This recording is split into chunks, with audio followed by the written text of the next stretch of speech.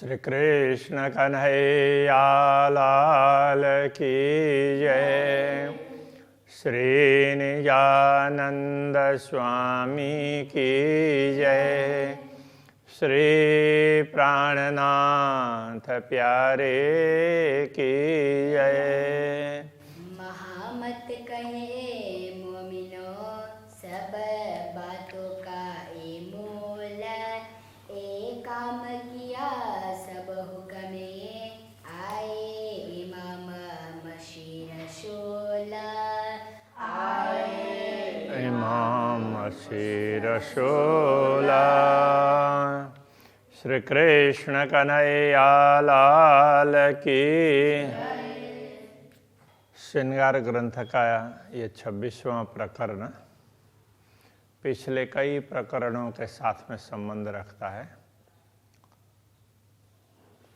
इससे पहले बीच में कुछ प्रकरण आए हैं।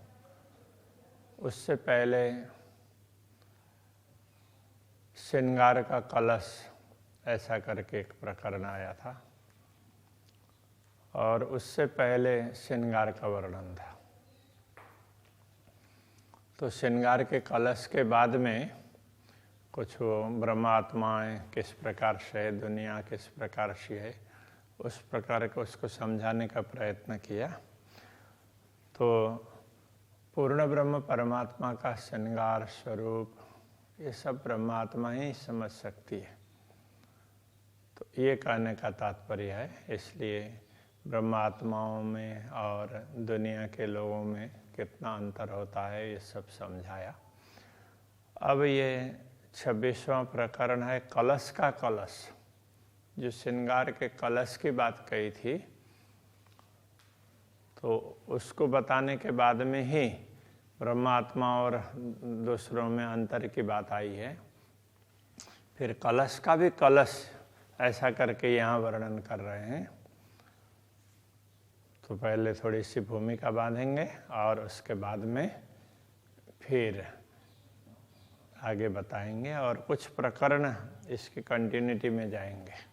बशरी मल की और की कही मोहम्मद तीन सूरत। रसूल मोहम्मद ने 3 स्वरूप की बात कही। बशरी मल की और की कारज सारे सिद्ध किए अव्वल बीच आखरत। और ये भी कहा कि अव्वल बीच और आखिर, तो पहले मध्य में और अंतिम में। ये रसूल मोहम्मद ने जिस प्रकार से कहा कुरान और हदीस, उसके अनुसार का यहाँ पर स्पष्टीकरण किया है कि वैदिक परंपरा में दूसरे तरीके से कहा जाता है और कहा गया भी है। तो अव्वल आदि मध्य और अंत अवसान, ये एक परंपरा है। आसमान जिमी के बीच में उस तरह की बात भी आती है। तो ये एक शैली है। ये तीनों मिल किया जहूर, इन तीनों ने मिल करके 3 स्वरूप बशरी मलकी और हकी तीनों ने मिल करके ब्रह्म ज्ञान को प्रकाशित किया। जहूर का तात्पर्य प्रकाश फैलाया। अव्वल आखिर रोशन, आरंभ से लेकर के अंतिम तक आखिर तक प्रकाश फैलाया। हक बैठे इन इल्म में, तो इनका जो दिया हुआ ज्ञान है उसमें ही परमात्मा है। तो वो तो उस तरीके से कहने की शैली है। यथार्थ में कहना क्या चाह रहे हैं, इन तीनों ने परब्रह्म परमात्मा की बात कही है, उनको स्पष्ट करके समझाया है। तो दिल अर्श हुआ मोमिन। तब जब जैसे ब्रह्मात्माएं समझ बैठी और उन्होंने परब्रह्म परमात्मा को अपने हृदय में धारण किया, तब जाकर के उनका हृदय धाम बना है। ये जुआ मैं हक की और बोलता है हुकुम।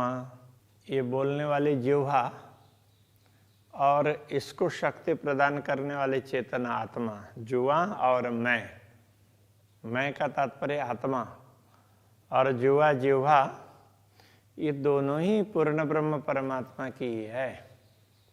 तो जिह्वा भी तो आखिर संसार की कल्पना की, वो भी पूर्ण ब्रह्म परमात्मा के कारण ही है। तब संसार बना।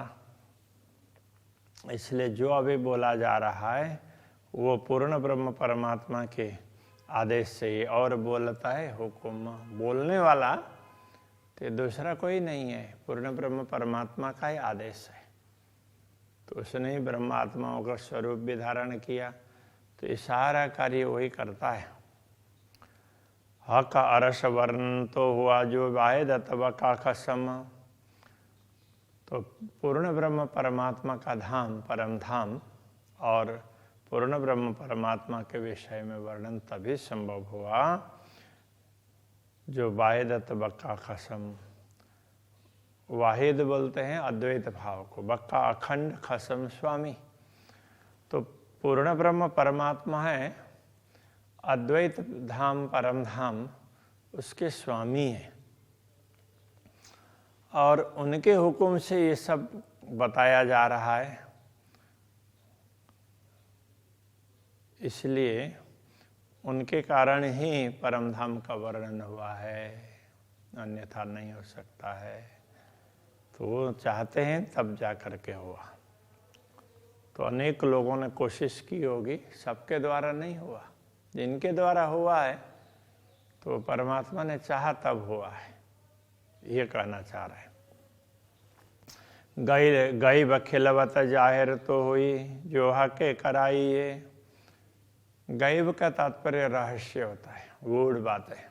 खिलवत एकांत। तो अब यहाँ क्या कहना चाहते हैं, परमधाम का रहस्य स्पष्ट किया गया तो तभी किया गया जो हकें कराई ये। पूर्ण ब्रह्म परमात्मा ने चाहा, करवाया तभी हुआ है, अन्यथा नहीं होता।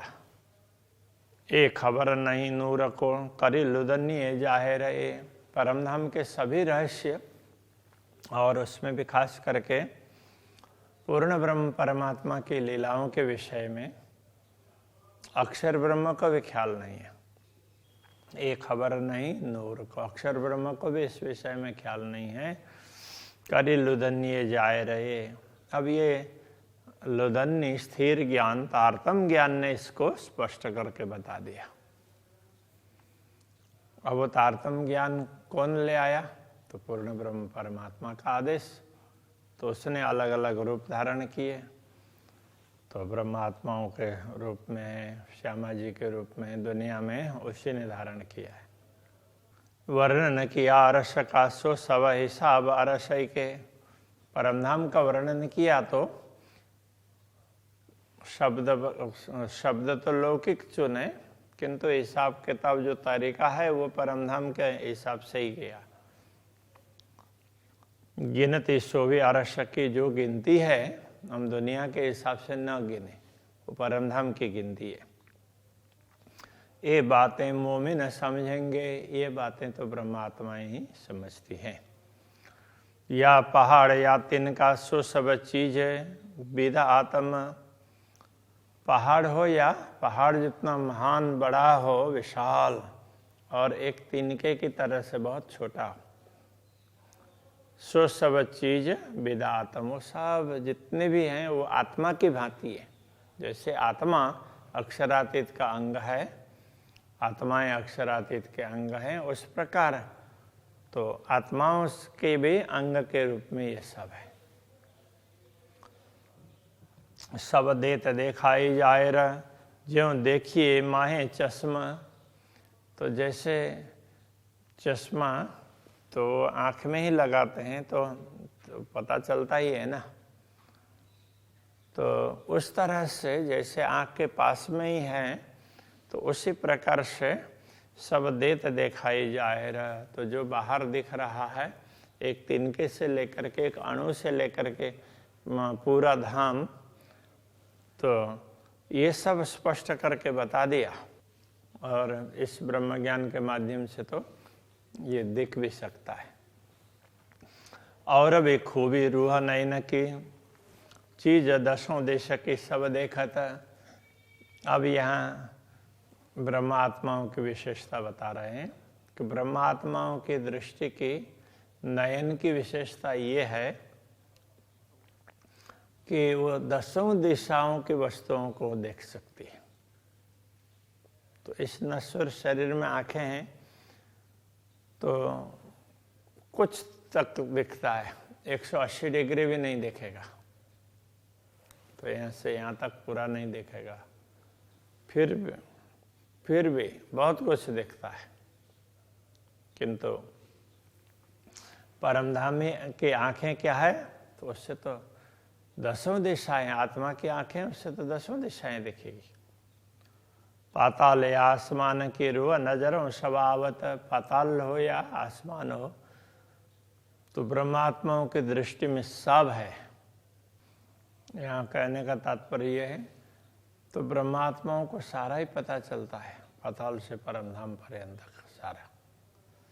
रूह का ही लक्षण बाहर अंदर नाही दोए, तो ब्रह्मात्माओं के लक्षण ये है वो अंदर कुछ छिपा करके रखें और बाहर से कुछ और बोलें, ऐसा नहीं, दोनों अंदर और बाहर दोनों एक है।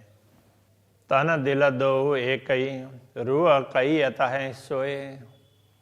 तन दिल दोनों एक जैसे हैं। तन का तात्पर्य बाहर जो दिख रहा है, अंदर जो सोचते हैं और बाहर जो दिखता है, इसके लिए यहाँ कह रहे हैं तन और दिल दोनों एक ही लगते हैं। रूह कैयत सोए, कैयत है सोए। तो इस प्रकार का आचरण जिस किसी का भी दिखाई देता है उसको समझना चाहिए कि ये ब्रह्मात्मा है। दूर नजीक भी अरस के सो भी पाइए अरस सहूर। यहाँ ये समझा रहे हैं परमधाम में दूर हो या नजीक जो भी हो, तो वो परमधाम की समझ से समझा जा सकता है, दुनिया की समझ से नहीं समझा जाएगा। परमधाम की बात थोड़ी सी भिन्न प्रकार की है, तो दुनिया के हिसाब से समझना कठिन होता है, इसलिए कहते हैं सो भी पाइए अरस सहूर। तो परमधाम की समझ, परमधाम के प्रकार के समझ हो तभी ये पता चलेगा। तो किसी भी बात को समझने के लिए उसके तरीके से सोचना पड़ता है। तो परमधाम के तरीके से हम समझने का प्रयत्न करेंगे तो नयन चरण अंग तीनों ही एक यादय में हजूर। नयन हो, नयन कमल चरण हो या दूसरे कोई भी अंग हो, एक यादय में हजूर, एक बार याद किया तो भी हजूर का अनुभव कर सकते हैं। तो यहाँ क्या कहना चाह रहे हैं, नयन हो, चरण हो, ये जो भी अब आगे उसमें वो करेंगे चाल मिलाप या दीदार ऐसा करके, तो वो नयनों का काम हो, चरण का काम हो या दूसरे किसी भी अंग का, सबकी दिशा एक ही हो जाती है, एक ही दिशा में सब जाते हैं, तब ऐसा अनुभव होता है। कैसा अनुभव होता है, एक यादय में हजूर।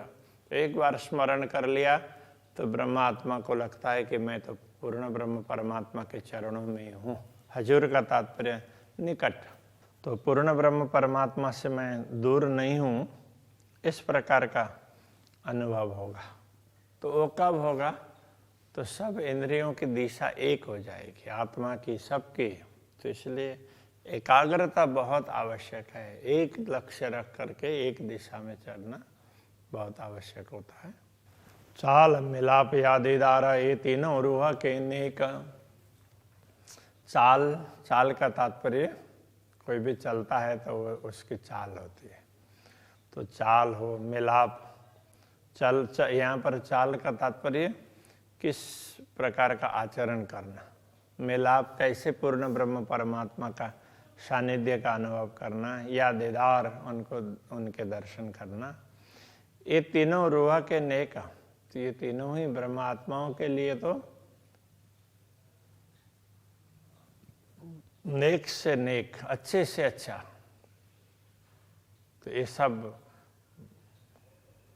ब्रह्मात्मा के लिए बहुत बढ़िया है। जब ही याद जो आवही तबही होए माहे एक, ये कहना चाह रहे हैं। जब ही याद जो आवही, जब ही स्मरण करते हैं तबही होए माहे एक, तब वो एक ही हो जाते हैं। तो पूर्ण ब्रह्म परमात्मा का स्मरण करते हैं तो उस समय सब चीज़, आँखें भी उनके दर्शन के लिए तरसती है, रसना उनके गुणों को गाने के लिए, और नासिका तो उनकी सुगंध, प्रेम की सुगंध पाने के लिए, तो सब की दिशा एक हो जाती है। तो ये कहना चाह रहे हैं, जब पूर्ण ब्रह्म परमात्मा का स्मरण होता है तब हुए माहे एक, सब के सब एक दिशा में लग जाते हैं। या तो जिमी के दूर लगा या नजीक आगो नजर। तो इस दुनिया में, दुनिया के हिसाब से अथवा परमधाम के हिसाब से भी कहें, या तो जिमी के दूर लग, भूमि में दूर दूर तक हो, अथवा तो एकदम नजीक, आगू नजर करने का तात्पर्य नजर के समक्ष एकदम नजीक हो, कोई भी वस्तु दूर हो या नजीक हो। जैसे ही पूर्ण ब्रह्म परमात्मा का स्मरण करते हैं तो तुरंत नजीक पहुंच जाते हैं। इस प्रकार की बात कहना चाह रहे हैं। दूर नजीक सब याद में, स्मरण कर लिया तो दूर समझ लिया तो दूर है, नजीक समझ लिया तो नजीक है। कोई ऐसा दूर नजीक ऐसा होता नहीं है। तबे होए माहे एक, तब वो एक हो जाते। जैसे स्मरण कर लिया तो सब कुछ नजीक होते हैं। जैसे पशु पक्षी कितनी दूर हों परमधाम में, किंतु अक्षरातीत को स्मरण करते हैं तो एक क्षण में पहुंच जाते हैं, उनको समय लगता नहीं है। अरश दिल मोमिन तो कया जो हकसों रूह निश्वत। ब्रह्मात्माओं को धाम हृदय ऐसा कहा, तो उसका तात्पर्य क्या है? तो आत्मा का संबंध पूर्ण ब्रह्म परमात्मा से है ना, आत्मा तो उनके अंश स्वरूप है ना, इसीलिए उनको धाम हृदय कहा। उनके हृदय में परमात्मा विराजमान होते हैं, इस तरह से कहा। ना तो अरस दिल आदमी का क्यों कहा जाए ख्वाब में, तो मनुष्य का दिल और ये भी नश्वर जगत में, तो उसको धाम कैसे कह सकता है? दूर हो या नजीक हो, सारा वो एक जैसा ही होता है। स्मरण करते हैं तो दूर का भी नजीक का एक ही है, एक साथ में पहुंचेंगे कहीं भी।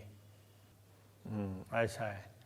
जैसे राज्य के दर्शन की इच्छा हुई तो पशु पक्षी वगैरह किसी भी मानिक पहाड़ के हों या पुखराज पहाड़ के हों, दर्शन की इच्छा हुई तो एक साथ में पहुंच जाएंगे।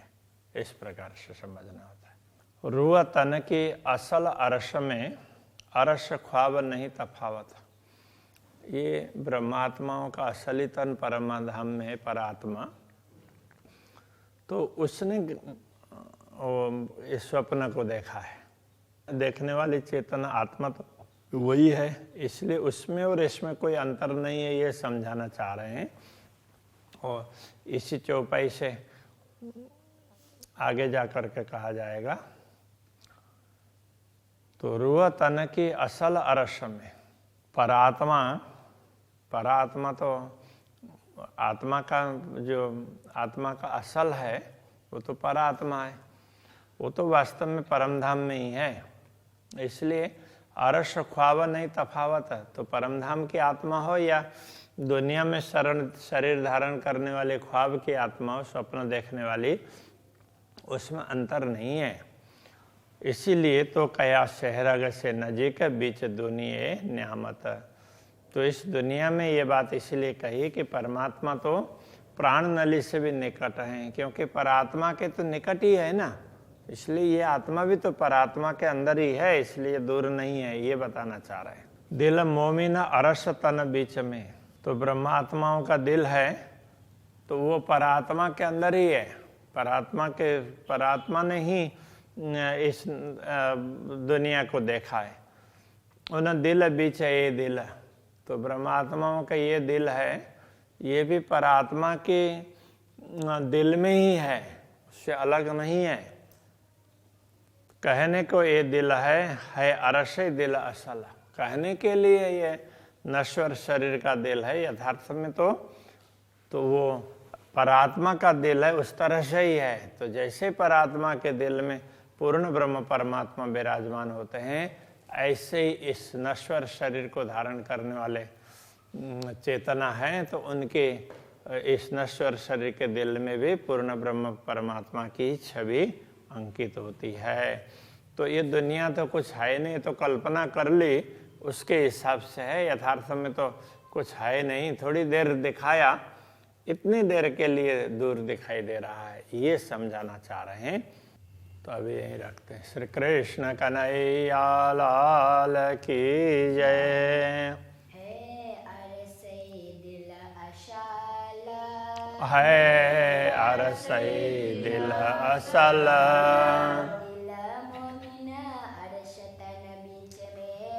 दिल मोमिना अरसतन बिच में,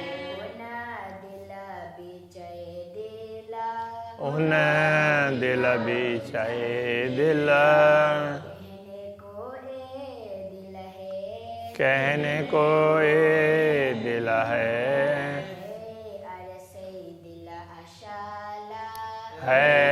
अरसई दिल असाला, है अरसई दिल असाला। कृष्ण कन्हैया लाल की जय। श्री निजानंद स्वामी की जय। श्री प्राणनाथ प्यारे की जय।